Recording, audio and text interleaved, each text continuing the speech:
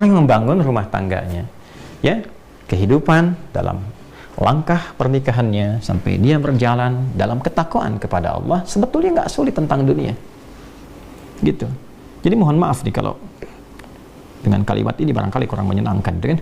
Kalau ada persoalan yang tidak pernah tuntas, padahal mungkin secara materi tercukupi, gitu kan? Masya Allah, kedudukan tinggi, tapi nggak tuntas nih. Boleh jadi yang dibutuhkan tuh bukan harta, bukan tingginya kedudukan Anda, yang dibutuhkan ketakwaan Anda kepada Allah. Itu saja. Ya, menyadari bahwa pernikahan ini adalah bagian dari amanat Allah Subhanahu wa taala. Rumah tangga ini amanat, setiap amanat dipertanggungjawabkan di hadapan Allah Subhanahu wa taala. Dan kalau mengerti berumah tangga itu adalah ibadah, maka kita akan jaga cara kita beribadah kepada Allah. Anda kan kalau sholat Anda jaga rukun dan syaratnya kan. Nah, rumah tangga itu ada rukun dan syaratnya. Ya, kan waktu mau nikah kan ada rukunnya, ada akad itu kan, syaratnya juga ada kan. Hah? Bukan cuma mahar kan, ada 2 saksi itu kan. Nah, kemudian juga ijab kabul dan sebagainya, itu kan terpenuhi. Nah, itu pembukanya, ya kan? Dalam perjalanannya pun itu harus dijaga, karena kalau memahami pernikahan itu sebagai ibadah kepada Allah, maka dijaga cara kita ibadah. Ya, jaga, jangan sampai ya terkena sesuatu yang kotor atau melanggar ketentuan ibadah. Nah, ini kalau dipertahankan, maka apa yang terjadi? Allah anugerahkan segala kemuliaan untuk mengabadikan kehidupan keluarga ini sampai dengan kehidupan di akhirat. Ya, kalau kita baca Quran surah ke-52 misalnya At-Tur ayat 21, Allah tegaskan di situ, walladzina amanu wattaba'athum dzurriyyatuhum biimanin alhaqna bihim dzurriyyatahum wama alatnahum min 'amalihim min syai' kullu imrin bima kasaba rahin. Dan para orang tua yang beriman itu menjaga iman. Jadi berkeluarga itu dengan imannya. Ya, bukan cuma dengan hartanya. Kalau dengan harta ya banyak bisa begitu, ya kan? Berkeluarga itu dengan imannya.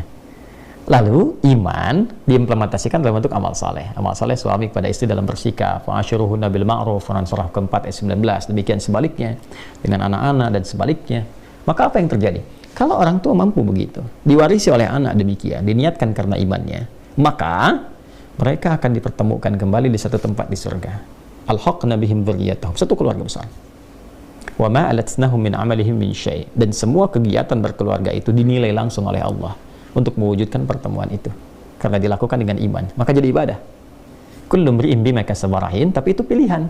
Kalau Anda merasa itu hanya untuk melakukan kegiatan duniawi saja, hubungan seksual saja, ya mencari materi saja, itu pilihan Anda.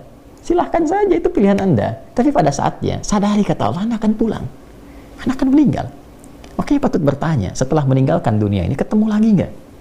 Ya kan? Satu masuk ke alam kubur, ya itu saja kan sudah nggak ada aksesnya, ya kan? Untuk bertemu kembali, paling dizarahi, balik lagi dan sebagainya. Nanti di akhirat ketemu lagi nggak? Itu poinnya. Nah, berbahagianya kita, Allah itu Tuhan kita yang Maha Esa, lengkap menyampaikan dalam Quran. Tidak ada satupun kitab suci di muka bumi ini yang menyampaikan runtutan kehidupan kita secara detil dan lengkap. Dan itu diminta bahkan oleh Allah langsung. Silahkan riset, silahkan pelajari dari kedalamannya, kebahasaannya, ya dari logikanya, dari runtutannya, silahkan. Dan tidak ada satupun yang sempurna Al-Quran, karena ini firman Allah. Gitu. Ya, maka poinnya apa? Itu pilihan. Tapi kalau Anda memang berpikir dan ingin mengabadikan ketenangan duniawi ini untuk mendapatkan kemuliaan akhirat, maka niatkan sebagai ibadah.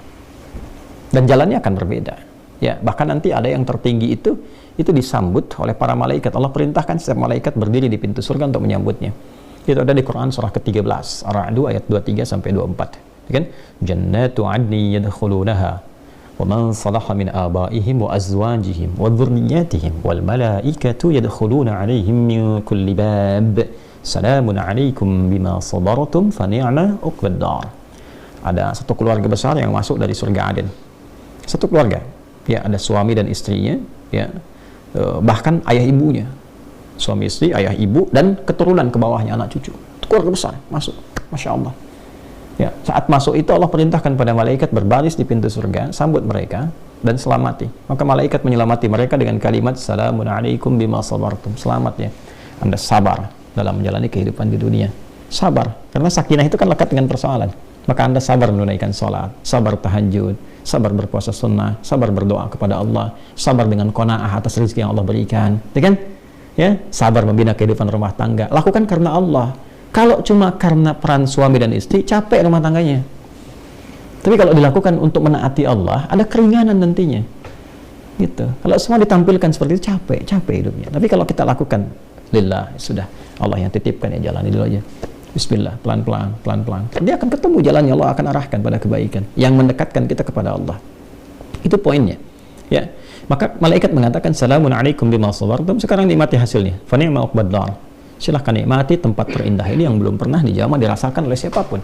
Ya, dari kalangan makhluk Allah Subhanahu wa taala.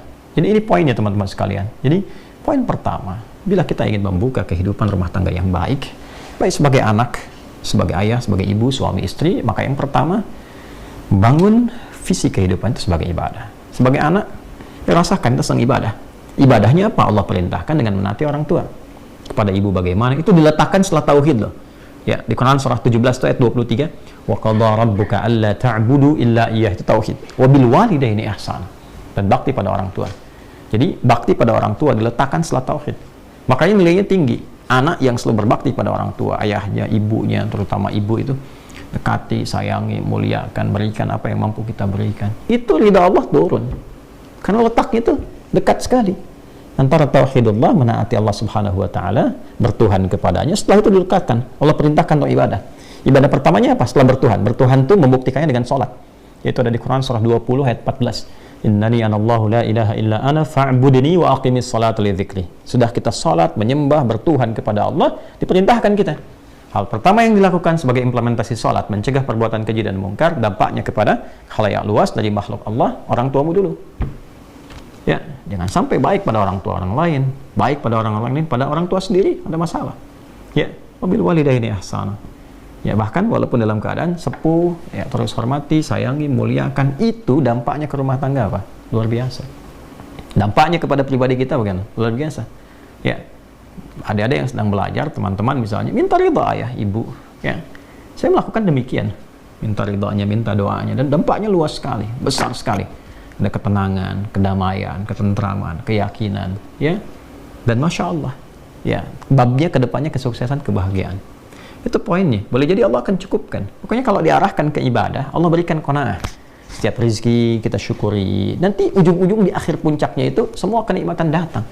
Bahkan ada yang dari ujung kepala sampai ujung kaki, rasa-rasanya dimudahkan oleh Allah. Bahkan ada yang tidak membeli gitu. Ya, itu kemudahan-kemudahan yang Allah berikan. Tapi dasarnya dibangun untuk ketakwaan. Itu pun dibangunnya ketakwaan untuk ibadah lagi. Nah ini poinnya teman-teman sekalian. Bagian pertama yang kita pelajari dari fikih kehidupan berumah tangga untuk semua, bukan hanya untuk yang mau menikah. Ini babnya untuk semua. Dan semua kita kan berasal dari madrasah pertamanya di rumah, ya kan? Anaknya, bapaknya, ibunya, suami, istri, dan sebagainya. Maka hal pertama, niatkan kehidupan berkeluarga itu untuk menaati Allah Subhanahu wa taala dalam konteks ibadah kepadanya. Setelah itu, lihat perannya yang Allah titipkan kepada kita apa. Saya laki-laki, oke, berarti laki-laki sebagai anak pasti itu. Ya, karena lahir kan di atasnya ada ayah dan ibu. Setelah itu jadi apa? Ya, di suami misalnya kan. Nah, dari suami perannya bagaimana? Jadi ayah perannya bagaimana? Demikian yang perempuan sampai dengan ke atasnya. Dan itu lengkap tuntas babnya, sampai contohnya. Sampai contoh, Masya Allah di Islam itu. Sampai sejarahnya. Ya, jadi pedomannya di Quran ada, penjelasannya di sunnah ada, contoh idealnya ada. Ini kehidupan Nabi dari mulai jadi anak sampai ke atas jadi kakek. Kemudian dari untuk perempuan istri beliau, makanya disebutnya Ummahatul Mukminin, ibunda kita. Ngambil contoh ke atas. Setelah itu lihat sirahnya seperti apa, lengkap. Coba tunjukkan setidaknya kepada kami saat ini di mana ada ajaran yang begitu lengkap dari panduannya, ya. Kemudian contohnya, tokohnya bukan fiktif, ada sejarahnya bisa dilacak. Tuh. Jadi kurikulum di Islam itu sangat lengkap. Tinggal bagaimana umat Muslim, ya kan, itu bisa mengimplementasikan semua tuntunan itu dalam wujud kehidupan yang nyata yang kita alami saat ini. Ya, ini nasihat juga untuk pribadi, untuk kita semua. Sama saja, saya juga demikian. Ya, para ustadz yang lain, para kiai juga sama saja. Ya, tidak akan pernah bisa melewati bab-bab ini. Ya, apa dikira misalnya bahkan seorang nabi pun tidak punya persoalan dengan istrinya, kan? Ya, bahkan kalau tarik ke atas, ya tarik ke atas lagi. Era-eranya misalnya bahkan jauh ke Nabi Nuh alaihissalam. Dan persoalan pertama ketika Nabi Adam diciptakan kan dengan pasangan. Ya, di tempat latihan di surga itu. Kan dengan pasangan juga. Nah, itu pasti akan turun ke bawahnya. Ya, babnya banyak sekali kalau kita teruskan lagi, banyak sekali. Ada suaminya sukses, setan datang lewat suami, mental datang ke istri. Hati-hati. Ya, kadang-kadang ya untuk korupsi misalnya yang era-era kekinian, dorongannya bukan berarti dari Dari pekerja yang laki-lakinya saja, mungkin masuknya lewat ibunya, lewat istrinya, bisa jadi lewat anak, ngasih hadiahnya ke anak, ya, ke suami mental, masuknya lewat dapur istri, dan sebagainya. Hal-hal demikian tuh. Nah, karena itu pesannya apa? Quran surah ke-66 ayat ke-6, ya ayyuhalladzina amanu, hei, semua anggota keluarga, qu anfusakum wa ahlikum nara, jaga dirimu dan jaga keluargamu dari ancaman neraka. Jangan sampai di dunia merasakan seakan nikmat, di akhirat terancam. Kan dunia sementara. Ya, kan sudah paham betul itu, kita itu meninggal. Sadarilah.